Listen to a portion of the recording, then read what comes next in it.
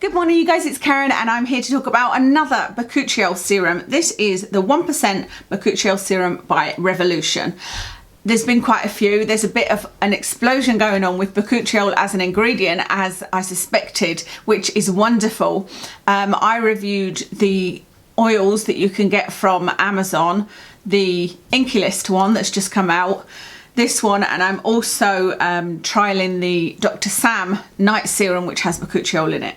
I suddenly thought yesterday, if I'm reviewing these all on their own in individual videos, how am I going to compare them all for you? So what I thought I would do is I will do an empties, a Bakuchiol empties, and compare this one, the Dr. Sam one, the Inky one, and the one from Amazon. Oh, the BYBI. I knew there was one other, but I haven't done a full video on that one, but the BYBI. So yeah, I'll do that in an empties and that will compare them all after I finish them all and can give you a bigger picture, because this is just a first impressions.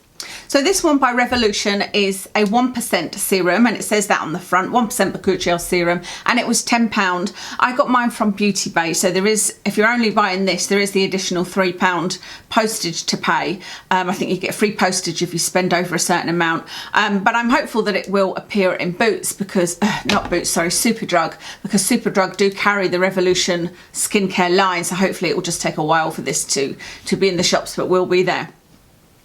The ingredients are great. There is no alcohol, no fragrance in this. It has got grapeseed oil in it, which is a lovely ingredient. The only one ingredient that I think is really odd is blue dye. They've got a little bit of blue and a little bit of red to make this a kind of lilac colour, and I've no idea why they would do that. I just don't know. Maybe it was an odd looking colour and they thought that it would be more appealing being this colour, I don't know. But it doesn't add anything to the formula. The whole idea around Bakuchiol is that it is a retinol alternative, gentler than retinol but thought to be potentially as effective. It's supposed to work on fine lines, pigmentation, elasticity and firmness with no irritation. That's what the claims are listed as when you read about this Revolution Bakuchiol.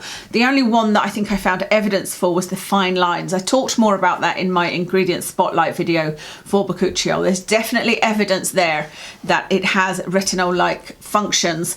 I don't think they'd got as far as testing it for pigmentation and whatnot. It was only the fine lines or the aging aspect of its abilities that had been confirmed. This one is vegan and cruelty free, which is amazing. The directions for this say to use in the morning and the evening, which is really interesting because the Dr. Sam one that doesn't have a percentage on it, I need to try and figure that out. If anybody knows, let me know.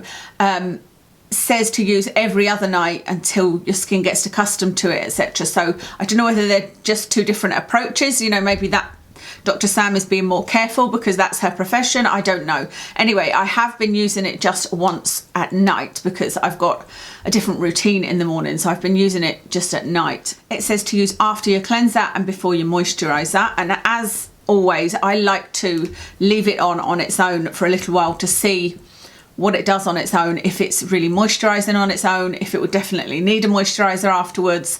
And with this one, it feels amazing going on. It feels really lovely. I really like the feel of this. There isn't a scent that I can tell, but no, do you know what? There is an ever so slight scent, but it's not fragrance or anything because there is no fragrance in it. It's just a very plain smell. It's not a horrible smell, because although I don't like things with fragrance in and whatnot, obviously I don't like things that smell weird. And this one has got that a very slight scent, but it's absolutely fine. So I left this on my skin, and the only thing that happened is I got a little bit of pilling. So a very tiny amount, like I was like, oh, that feels like my skincare is going to ball up. You know, this is before I'd put anything else on. I was just like, you could rub your cheek here and there was little tiny bits coming off, but nothing like other products that I've used and talked about in the past, because that really would be a deal breaker for me if it was bad. So I thought that would get worse once I put my moisturiser on top of it. You know, I put a night cream on top of it, but it didn't. I literally just had that tiny little bit around the sides of my face, and that was it. So it's not a deal breaker for me at all. Talking of comparisons, I did just write on my notes here the different prices. By the way, the inky one is 1%. They responded to me, and a couple of you said you had it on your box. It wasn't on my box, I'm pretty sure, but they're all 1%, apart from the Dr. Sam is still a question mark over that one. But the Inky List one is £9.99, so pretty much the same price as this. This is £10, that's £10, and are both a few pound for postage. But the Inky, when I checked yesterday, had it on sale for £7.99, so the Inky one is currently a little bit cheaper.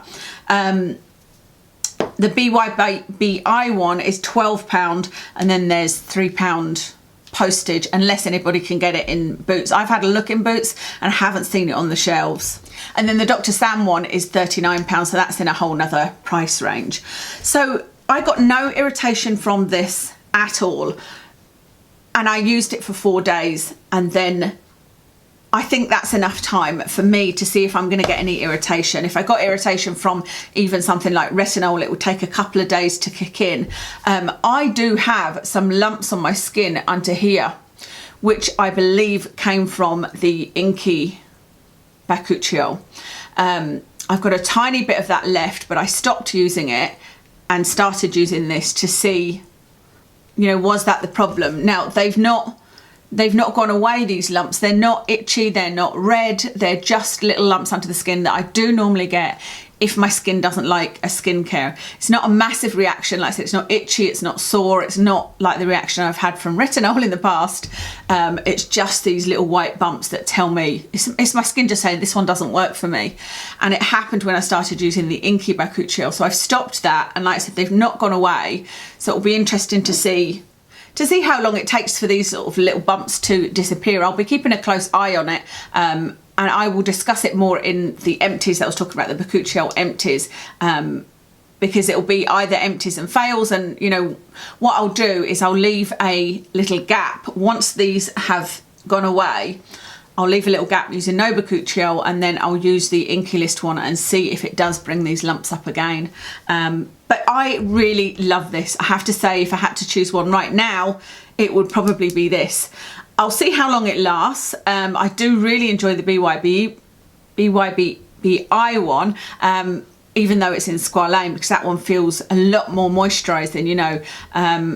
And I do wonder, even, I will experiment with this at some point, I do wonder if you can mix them. You know, if I could use this followed by the BYBI in squalane, whether that would be too much for the skin. I can't remember what the concentrations were in the research I looked at, so I'll have a look at that again and see. And I'll talk about that in the empties as well. But so far, I love it, and I would highly recommend this, even though it's got blue dye in it. That's everything for today. Are you buying this one, or have you bought the Inky List one? What do you think so far? Is Bakuchiol going to be, like myself, part of your ongoing routine for the future? I'm really excited about it as an ingredient.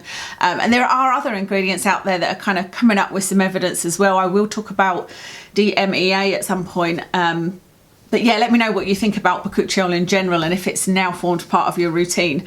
So that's everything. Let me tell you what I'm wearing. I have got on, the foundation is Estee Lauder Double Wear in Desert Beige. It's one, I've got a whole bottle of Desert Beige, and I've got another Estee Lauder Double Wear in Esprit, which is a bit lighter. And I used to save it for best, if you like, you know, I didn't wear it every day, but I'm now trying to use it up, obviously, because it's not cruelty free. So that's what I've got on. On my eyes is the Urban Decay Electric Palette. I thought it would match my top, but I'm not so sure it does, but hey ho, it's near enough.